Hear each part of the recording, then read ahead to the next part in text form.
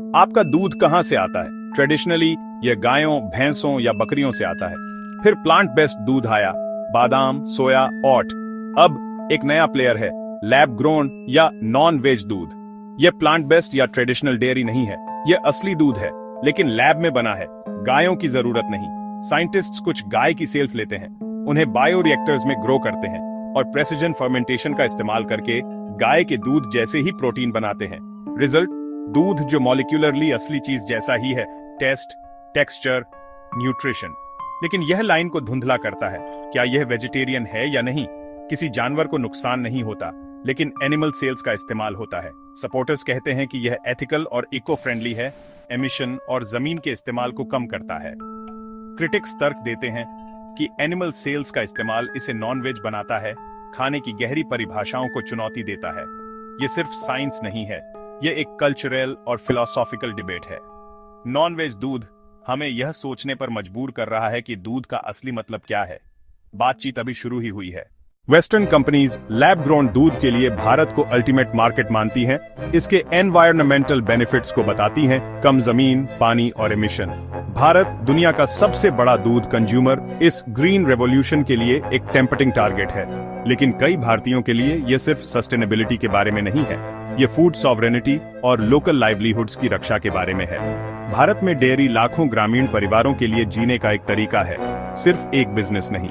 Efficiency का American vision Bharat की complex social और इकोनॉमिक रियलिटीज से टकराता है।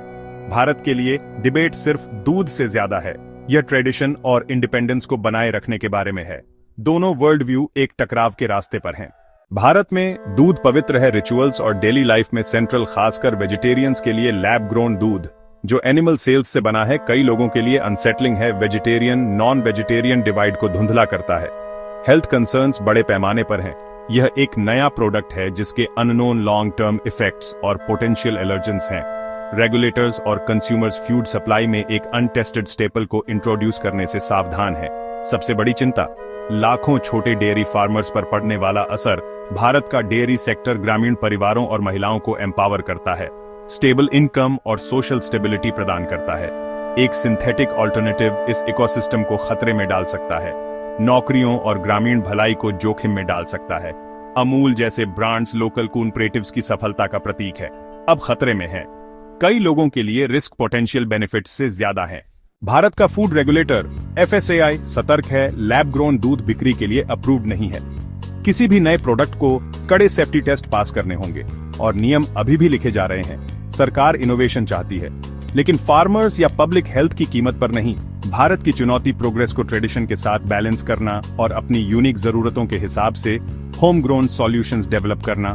वेस्टर्न टेक इंपोर्ट करने के बजाय भारत अपना एथिकल, इंक्लूसिव अप्रोच पायनियर कर सकता है। भारत में नॉन वेज दूध का भविष्य एक नेशनल बातचीत की मांग करता है, जिसमें सभी शामिल हों।